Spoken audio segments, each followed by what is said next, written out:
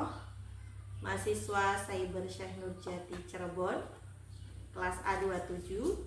Di sini saya akan memaparkan mengenai tugas saya dari mata kuliah Inovasi Pengelolaan Lembaga Pendidikan Islam mengenai bagaimana pentingnya membangun jejaring dan kemitraan dalam dunia pendidikan. Berikut adalah penjelasannya yang dapat saya sampaikan. Mengapa jejaring dan kemitraan penting dalam dunia pendidikan? Itu karena dalam era globalisasi dan transformasi digital saat ini, lembaga pendidikan tidak lagi dapat berjalan secara mandiri. Tantangan pendidikan semakin kompleks dan memerlukan kolaborasi berbagai pihak. Oleh karena itu, membangun jejaring dan kemitraan menjadi langkah strategis dan krusial untuk meningkatkan mutu dan relevansi pendidikan. Lalu, seberapa pentingnya membangun jejaring dan kemitraan pendidikan Islam? Dalam pendidikan Islam, jejaring memungkinkan lembaga pendidikan Islam untuk saling berbagi sumber daya, pengetahuan, dan berbagi praktik baik. Misalnya, sekolah atau madrasah dapat bekerja sama dalam mengembangkan kurikulum, pelatihan guru, dan kegiatan ekstrakurikuler. Melalui kolaborasi ini, kualitas pendidikan bisa meningkat secara lebih merata.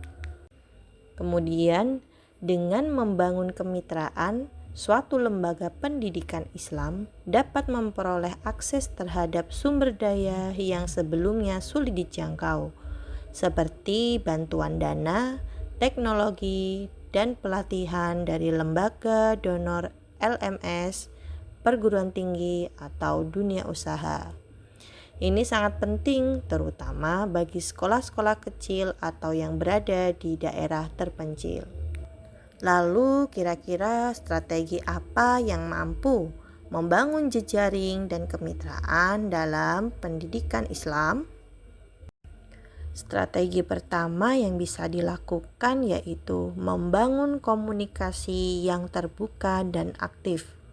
Misalnya melakukan dialog terbuka yang dapat dilakukan melalui media sosial, pertemuan forum, kegiatan seminar, atau webinar.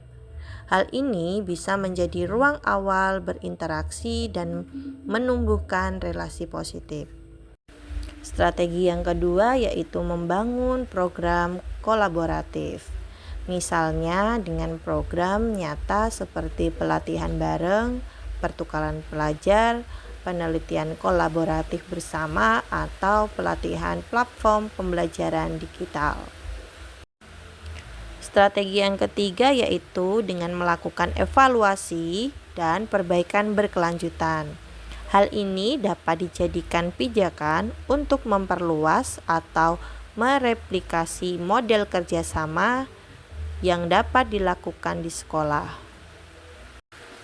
Dan strategi yang keempat yaitu melakukan identifikasi mitra strategis, di mana dilakukan sebagai langkah awal yang penting dalam membangun jejaring dan kemitraan pendidikan yang efektif.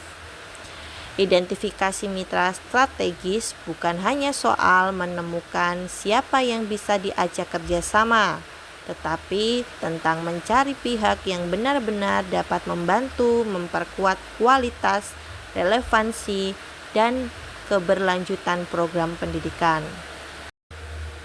Maka, dengan 4 strategi membangun jejaring dan kemitraan pendidikan Islam tersebut, kita dapat mengetahui bagaimana pentingnya hal tersebut.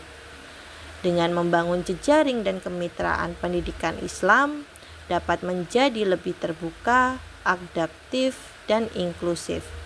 Ini adalah kunci untuk mencetak generasi unggul yang tidak hanya cerdas secara intelektual, tetapi juga matang secara spiritual dan sosial.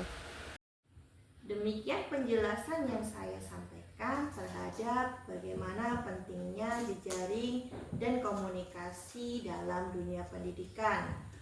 Mungkin dengan materi yang saya sampaikan dapat bermanfaat bagi Bapak, Ibu, dan teman-teman sekalian. Akhir kata, wassalamualaikum warahmatullahi wabarakatuh.